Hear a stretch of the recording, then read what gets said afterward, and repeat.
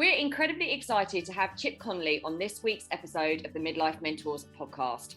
Chip is CEO and founder of the Modern Elder Academy, a school dedicated to helping people navigate midlife and beyond, and turn the midlife crisis into a midlife calling. Chip is a hospitality entrepreneur, New York Times bestseller, and with 2,000 alumni from 30 countries, he's on a mission to create a global movement of curious and wise midlifers. This is such an inspiring podcast, and we know you're going to love it.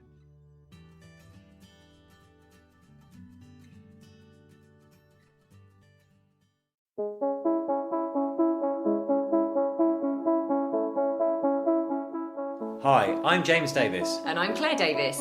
We're the Midlife Mentors, here to lift the lid on how to achieve health and happiness. The balanced, no-nonsense way.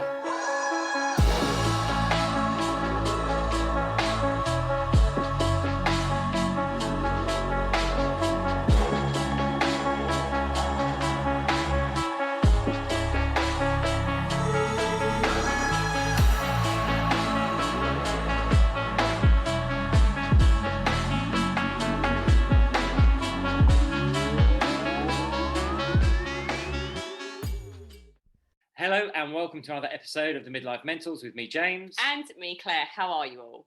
Well, we've got an exciting episode for you today. We're joined by no other than Chip Conley of the Modern Elder Movement. So we'll be speaking to him in just a second. So excited for this one. But what have we been up to in the last week? Well, we've been prepping for our 4-day mini course. It's the third time we're running it. So it's optimizing hormone health and hacking your metabolism. It's got the most phenomenal results for people the last couple of times we've done it, and we just can't wait to share it with you again. That starts on the 19th of September. Now, just to say this out loud, James and I were wondering whether to postpone that. Given the day, it's the Queen's funeral, very, very sad day. We didn't know whether to not run it or to run it, but we thought it's actually going to be early in the morning here in the UK that we're running our little lives. So we thought it might be a good way to connect with each other and to support each other. And so that was our decision. We're going to carry on running it on the 19th. So Monday the 19th, and it runs for Monday, Tuesday, Wednesday, Thursday. So I'll put the link in the show notes for that. I was going to say, don't forget, if you can't make the early morning session, the workshops stay live for the whole of the challenge. So you can go back there. You're going to get your materials emailed out to you as well. We would love you to join us. Yeah, this is for you, if you're, and this applies to so many of us, if you're in your 40s, 50s and beyond, and you're experiencing anxiety that comes with all hormone changes, anxiety, stubborn weight gain, low confidence, and just not really feeling yourself. So James and I can't wait to dive into the science around why that's happening and give you like really practical steps that really shift the needle on that. So super excited. And I think that's about all we've been up to, really. It wasn't long since we did the last one, it feels like. So without further ado, let's introduce Chip. Chip, welcome. Hello. Great to be with the two of you, and yeah, I'm sorry, so sorry about the Queen. She what an icon she's been for 70 years. Yeah. It's amazing, a 70-year reign. It's mind-blowing to think, most people in this country have never known anything different. It's you can really feel the energy in the country and actually around the world. But in London, obviously, we're based in central London, and you can really feel the energy of it. It's super sad. And like James said, it's all we've ever known. It's been a female, I think, as well. It's the fact that it's not female. Yes.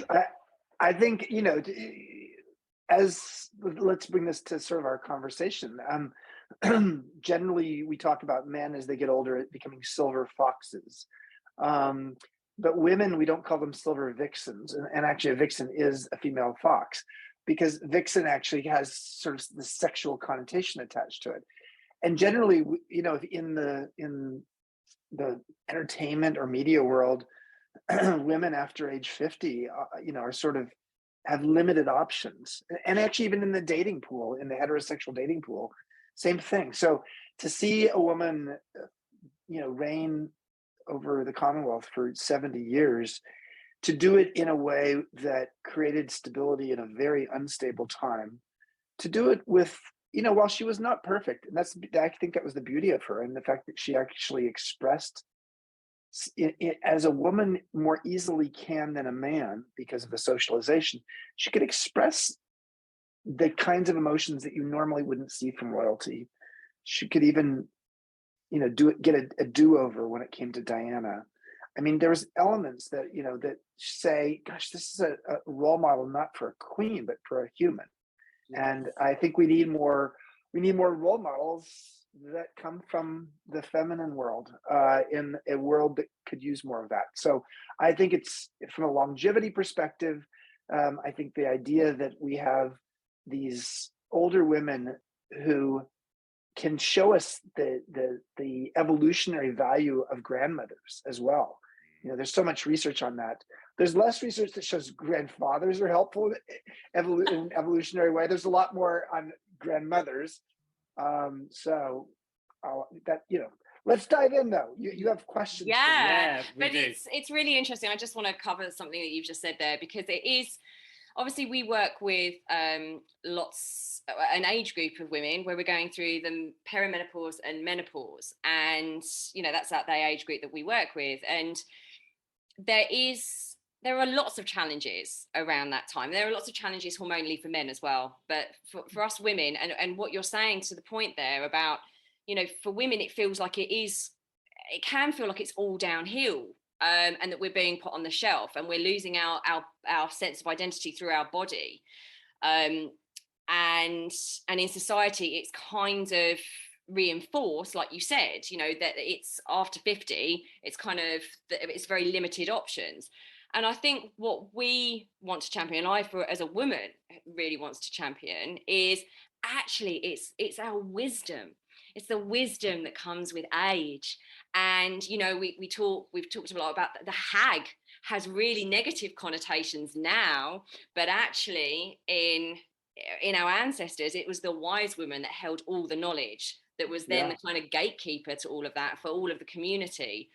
And she was very, very important and very powerful and revered. So it's only now it's kind of where we talk about the menopause and all of that, where it's like, oh, it's awful, it's all terrible. And actually the flip side of that is it's phenomenal. It's an amazing time for us women.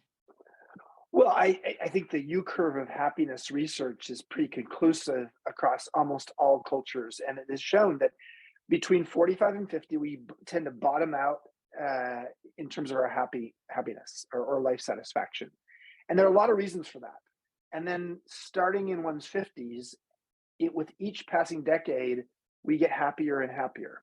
So 50 is better than 40, 60 is better than 50, 70 is better than 60s, and women in their 80s better than their 70s.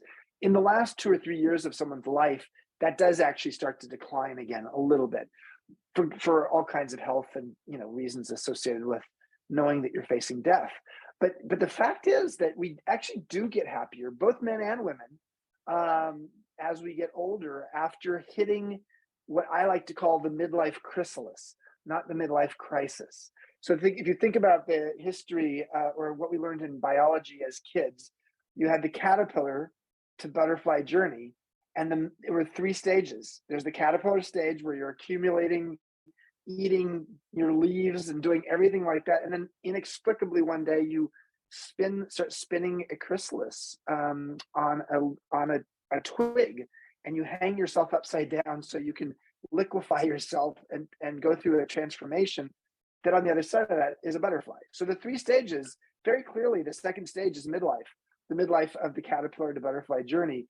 And so that's why I like to say that, well, yes, we go through some difficult times in our 40s, and especially maybe for many people in the second half of our 40s. I know for me, that was the worst time of my life.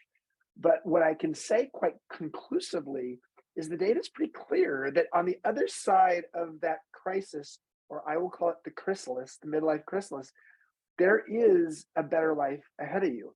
And it's partly because of the wisdom, as you spoke about. It's partly because just as we get comfortable in our own skin, it starts to sag, but we get less fixated on our bodies, less worried about what other people think about us, more clear about and more discerning about what is important in our lives. And for all those reasons, and a bunch of other ones, emotional intelligence grows, our ability to think holistically, systemically grows, our primary operating system moves from the ego to the soul. All of those things happen. And I'm not just talking, out of my arse here. I am talking from the perspective of this is social science research. And that's part of the reason ultimately I wanted to create the Modern Elder Academy, to create an institute and a place where people can come or go online and learn about what gets better with age, so that we can actually look at midlife as not, a jail sentence, but as a time to start to cultivate and harvest our wisdom. So that's why MEA is the world's first midlife wisdom school. I love that. Absolutely love everything you said there, Chip, and it really resonates. Just grinning from ear to ear. And part of the reason we started doing what we're doing was because I'm 50 this year, but we start to see our friends in midlife, not so much clients we're working with, but friends just be like, oh, well, this is it. This is the beginning of the end. I've got to accept just, the expanding waistline, the low energy. And I was like, no, it does not need to be the low this libido. way. There's so much you can be doing to like embrace this second act with joy, So it's amazing what you're doing. You've kind of explained there a little bit about the Modern Elder. We'll go into that a little bit more. Could you just tell us briefly about your career path? It's quite fascinating. You're a best-selling author. You've won a ton of awards. We've got an amazing career in hospitality before you came into this. Yeah. So when I was, I'm from the U.S. and from California, and went to Stanford University and Stanford Business School. Got my MBA there. A couple years out of business school, I started a boutique hotel company. Now, Europe is much more familiar with the boutique hotel movement than the U.S. So I was doing this in the mid-1980s when it was starting to just take off in the United States. And I called my company Joie de Vivre, means joy of life in French. And over the next 24 years, I ran this company, created 52 boutique hotels around California. And I loved it until I hated it. And in my midlife chrysalis, between 45 and 49, oh man, I had a terrible time. Everything that could go wrong was going wrong.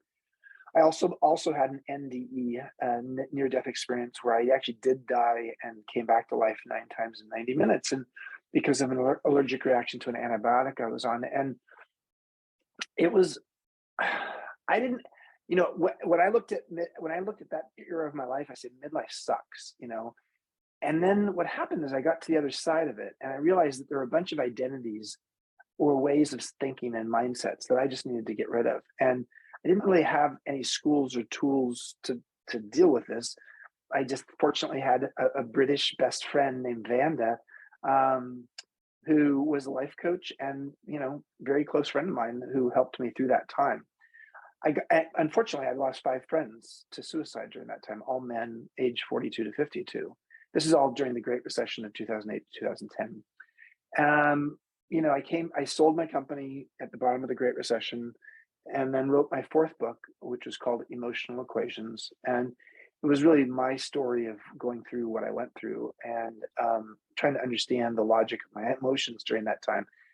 And then it was around that time, after the book came out, when the 3 founders of Airbnb approached me and said, hey, you know a lot about hospitality and travel. We have this little tech startup here in San Francisco, and we don't necessarily know what we're doing, but it's growing and we could use you. This was 10 years ago. And I didn't really know much about Airbnb at the time. Long story short is, for 7.5 years, I helped steer the rocket ship with the founders to help create what is now the most valuable hospitality company in the world. And during that time, they called me the Modern Elder, and I didn't like that a whole lot, but it was true though. I was 52 when I started with them. And the average age in the company was 26. So I was twice the age of the average employee. I was reporting to Brian, one of the co-founders, who's CEO. And he was 31 and I was 52, but I was also mentoring him. He asked me to be the in-house mentor. So that was unusual. So they called me the Modern Elder because they said, Chip, you are as curious as you are wise. And I was like, wow, well, if that's what a Modern Elder is, thank you. It didn't like the term initially, but I was like, wow, okay. And so in those 7.5 years, I mentored over 100 employees in the company all over the world. And that led me to writing my 5th book, Wisdom at Work, The Making of a Modern Elder. And while I was writing that book, I had this epiphany, this Baja aha, because I was living in Baja, writing on the beach. And I said, why is it that we don't have schools or tools or rites of passage or rituals to help people through midlife and to help them to understand what's on the other side of it? And maybe reframe people's relationship with aging. And that's how MEA, Modern Elder Academy, came about. And we now have had 3,000 alumni from 40 countries, and we have 26 regional chapters around the world. So you said at the start that the Modern Elder movement, it sort of is a movement, and been just thrilling to see people come from all over the world to experience our programs. And now we are opening a couple of campuses in the US as well. But also a lot of people access us by our website because we have online courses on purpose and transitions and things like that. So could you, it's absolutely, I love all this. It's everything you've just said is just, I'm sitting here grinning, listening to you, because it really resonates. And I know it will with our listeners on such a deep level. And I think if you're happy to share, what would be the kind of experience that someone might experience if they came to one of the academy or one of your live events, or what would you say is the main outtake for them, and what do they experience? Well, let me explain the curriculum and what that leads to. So it's a midlife wisdom school. So the umbrella that defines our program is how to cultivate and harvest wisdom at any age. The 4 pillars of our program, which come from social science, are how to reframe aging, because Dr. Becca Levy at Yale, who's been a big fan of MEA, has proven that if you can actually shift your mindset on aging from a negative to a positive, you gain 7.5 years of additional life. And that's usually a pretty good life if you have a positive perspective on aging. So reframing your relationship with aging is really important. It's actually more important to your longevity than stopping smoking or starting exercising at age 50, shockingly. The second pillar of the program is how do you shift from a fixed to a growth mindset? This is really important as we get older, based upon Carol Dweck's work and her book Mindset, because if you have a fixed mindset as you get older, not only do you get, frankly, more cranky and cantankerous, but you also give yourself less options. You are less willing to become a beginner again. And quite frankly, again, if you are in the caterpillar chrysalis butterfly journey, once you're a butterfly, you got to learn how to fly. And so being a beginner in midlife is not a bad thing, and learning how to do that. And I would say that's probably one of the 2 most profound elements of our week-long workshops is how do people come and get comfortable becoming a beginner again, based upon our very experiential, immersive program. We do not have PowerPoints. We do not have handouts. We do have a 160-page workbook that, people take with them, but it's very much experiential. The third pillar speaks to the idea of navigating midlife transitions. And as you talked about with menopause, or the more subtle andropause for men, that's a physical hormonal transition. But gosh, we have so many transitions in midlife. Our parents may pass away. If we have children, we may become empty nesters, and we may get divorced. We may actually change our career or where we live.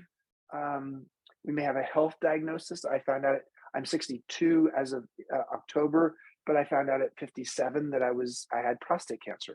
So, these are the kinds of things we learn. So there's a lot of transitions that happen in midlife. Re-engaging with spirituality or religion is something that happens for a lot of people around midlife. Long story short is, we have not done any training to help us to master these midlife transitions. So we call this TQ, transitional intelligence, and how do we help people to go through the transitions that are often very natural. And then the fourth pillar of our program is called regeneration, because retirement is what we sort of have been baked into our culture about, like, okay, you get to this age and then you retire. And yet most people don't really love the word retire, because frankly, the etymology of the word means to be forced into seclusion, to withdraw into seclusion. And that's not exactly what you want to do at 55 or 65 or 75 or maybe even 85. So regeneration is an alternative way to look at it, which is like, how do I constantly renew myself? And how do I renew myself by giving back? How do I do it by actually making a difference in my community?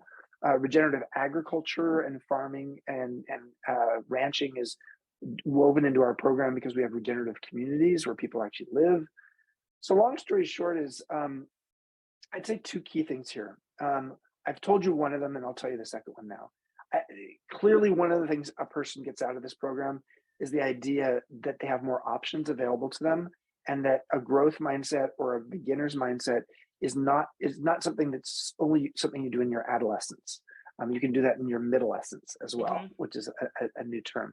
The second thing I think that people really get out of the program is a deeper sense of the importance of community.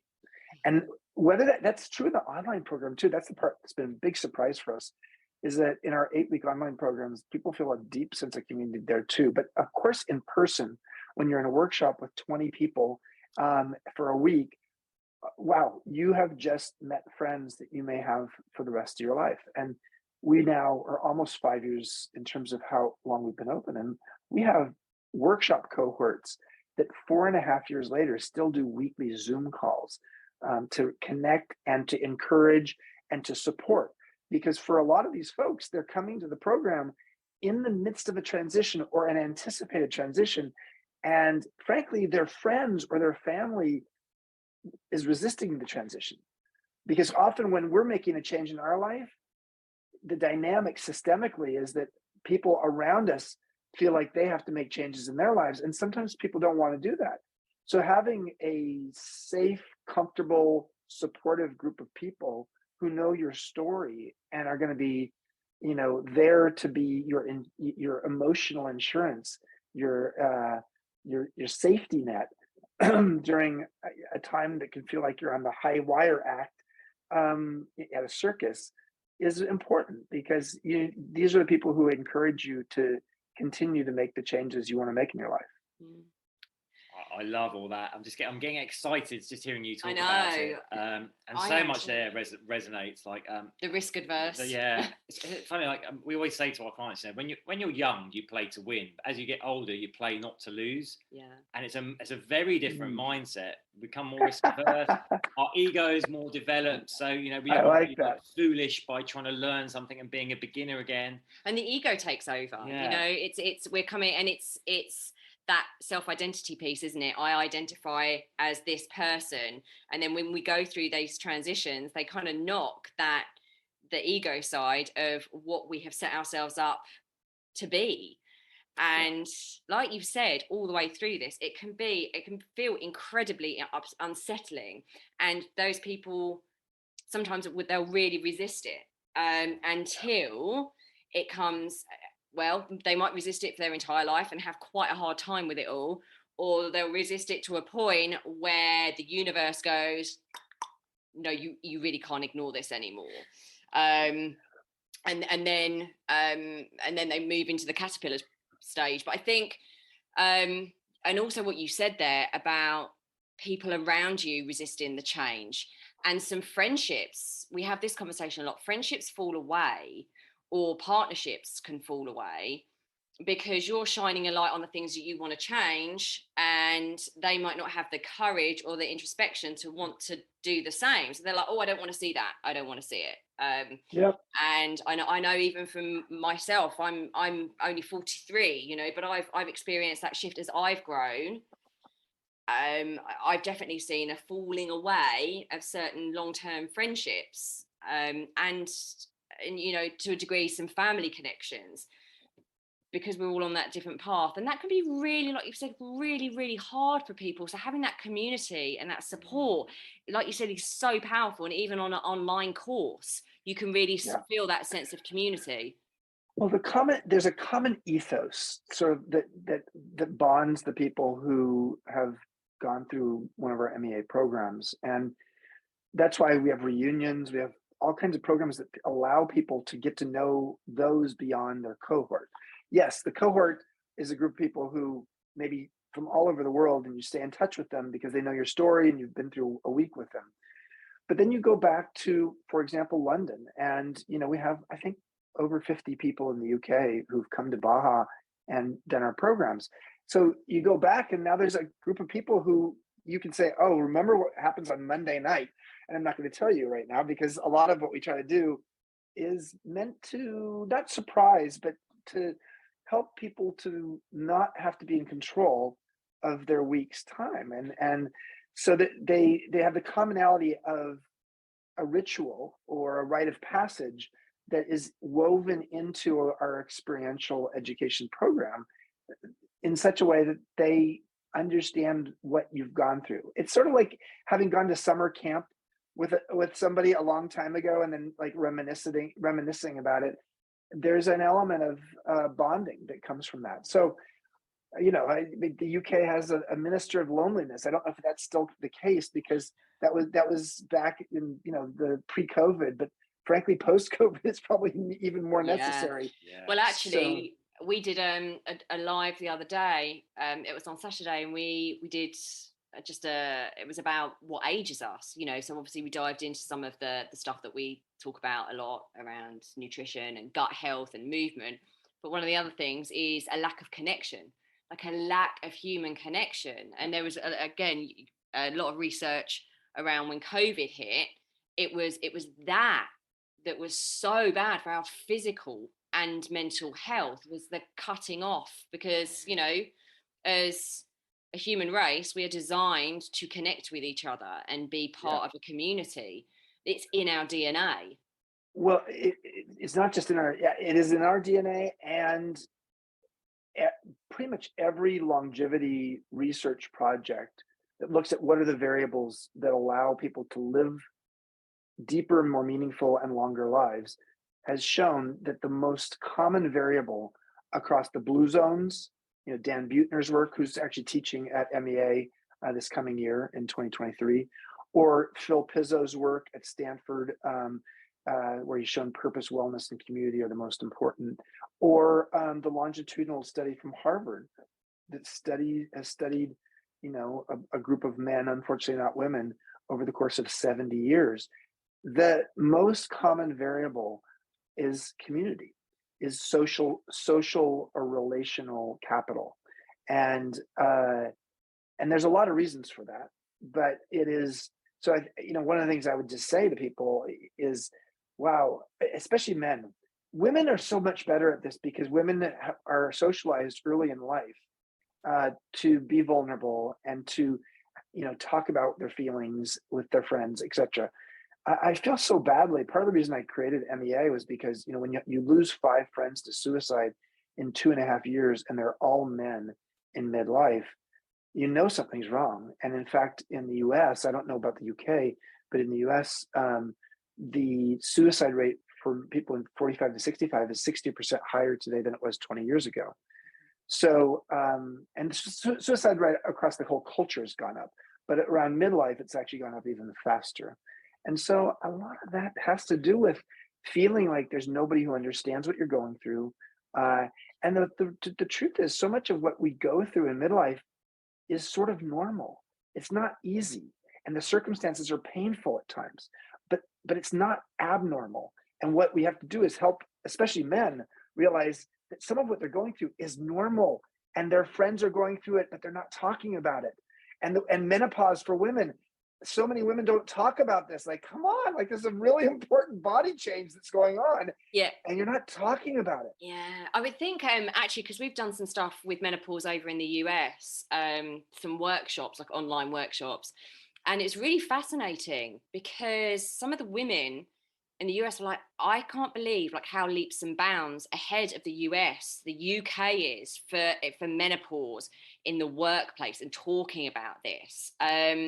Which is fascinating to me, actually, because, and it's great. It's being talked about a lot, but what isn't being talked about so much is the andropause. And obviously you're going into organizations now, corporate settings, and talking about the andropause. Unfortunately, the stats are very similar here. The highest suicide group is middle-aged men over in the UK. Yeah. God, I gained 50, COVID was part of it, but I'm a healthy person. I'm athletic. I walk my 10,000 steps on average every day. I swim, I do yoga, etc. But man, have I gained, a couple inches around my waist in the last 5 to 7 years, that no matter how much exercise I do, clearly some of it's diet too. And I need to like not have my Guinness occasionally. Guinness is not good for your waistline. That is for No. sure. The old ads, Guinness is good for you. Not sure. I like a Guinness every now and again. He loves a Guinness. I do like a pint, just tipping a pint back and like, oh my Yeah. God. I lived in the UK my junior year of college, and I just love it there. So I have a lot of envy for the fact that you're there. Oh, we love London. We do love London. Yeah. It's a fab place. But yeah, it's and hormonal changes. But like you said, guys don't talk about it so much, and you know, not only they don't talk about it, they don't even know about it. At least for women, menopause is something that, yes, you know, in the US women don't talk about it a lot, but at least they know what's going on. Men actually don't know what's going on. They don't even know that there's actually, yes, maybe they've heard a little bit about the fact that their libido potentially goes down. It doesn't have to, but maybe they've heard about that, and that's why they have their blue pills. I mean, there's that, but there's so much more to andropause than just libido, and there's lots of examples of people men whose libidos go up at that age, or their sensuality goes up. Because that's another piece. It's like men tend to be, now we're going to get into sexuality for a second. Men tend to be very focused on like performance, you know, when it comes to sexuality. And there's an element of like, wow, how do I move out of the performance era of my sexual life into the sensuous, loving part of my, you know, romantic and sexual life? And it's like, oh, that's a big change. And for a lot of men, it's like, oh, what a relief. And some men, I wrote a blog post called "Being Released from Testosterone Prison," because, you know, when you have prostate cancer, sometimes what your body naturally does is it shuts down its testosterone, because testosterone is what's fueling the cancer in your prostate. And so I had been a randy, crazy, you know, sexually very active single person in my early to mid 50s. And then in my later 50s, something just shut off. And turns out it was the prostate cancer and the testosterone. But there was also a relief I felt when I was like, oh man, I don't have to just be acting like an adolescent in terms of how I think of my sexuality. And, you know, and women, you know, particularly appreciate when men move beyond their adolescent sexuality. Yeah. And it's so true. But again, who really talks about that? And, you know, it is the awareness piece, isn't it?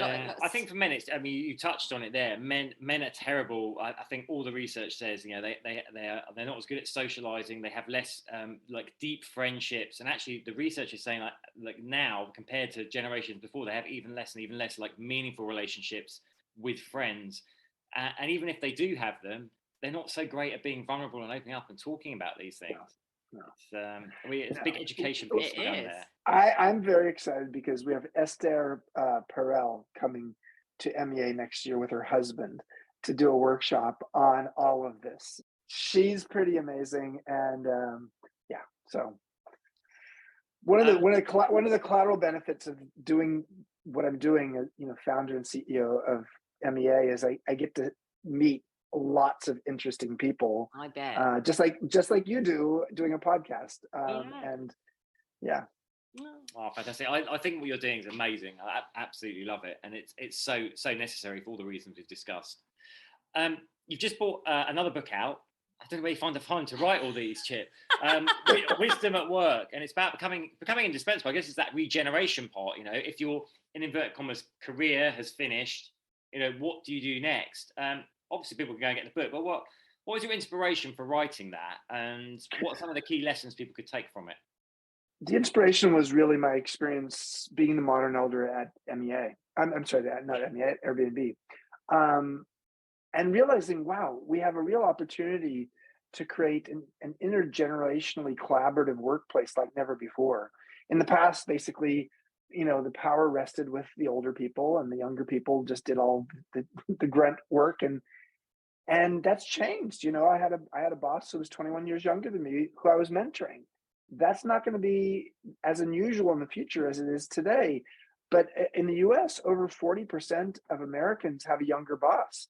And by the year 2025, the US Department of Labor projects that actually the average American will have a younger boss. So long story short is we are in an era where we're going to have to learn how to, as we get older, learn what we can get better at and how we can have relevance in the workplace.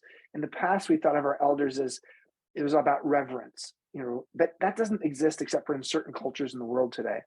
And instead of reverence, it's really about relevance. And so how do we stay relevant using the curiosity and the wisdom as we get older?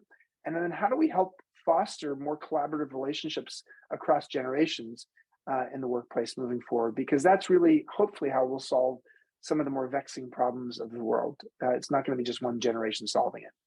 Amazing. Oh, I love that. Love that. So, Chip, if people would like to learn more about the modern elder, I mean, come to Baja or do one of your online courses. Listening to this, why wouldn't you? Is all I would say. Where can they go to learn more about your books, your courses, your workshops? Yeah, three different ideas. modernelderacademy.com is our website. So you just do a Google search and you'll find Modern Elder Academy. And there's all of our programs listed there.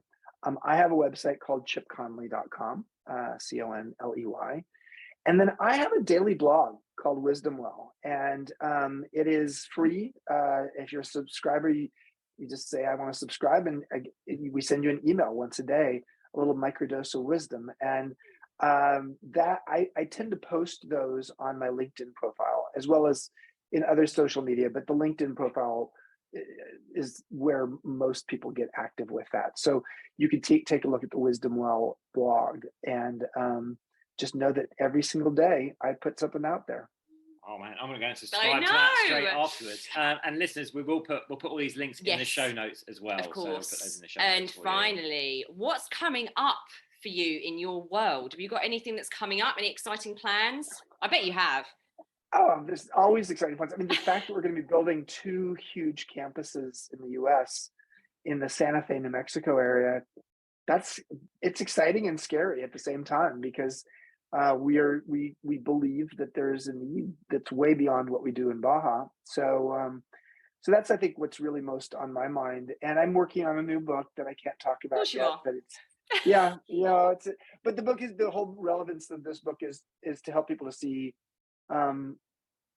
the unexpected pleasures of midlife and beyond. So well, what a perfect way to wrap that up. That's a perfect line to finish on. Chip, thank you so much for your time. Really appreciate it. I know that will be so great for our audience as well. All those things there.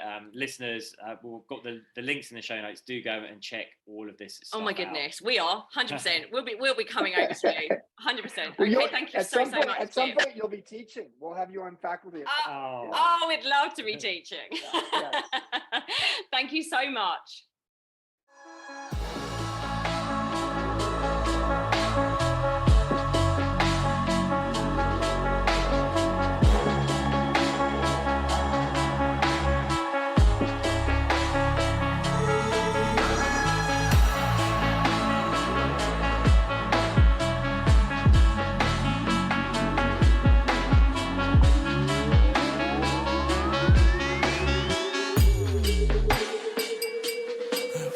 Yeah. You've been listening to the Midlife Mentors with Claire and James Davis.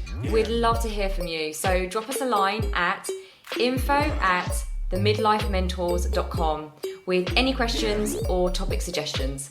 And make sure you join us on our Facebook page and YouTube channel. You can find us under the Midlife Mentors. Yeah.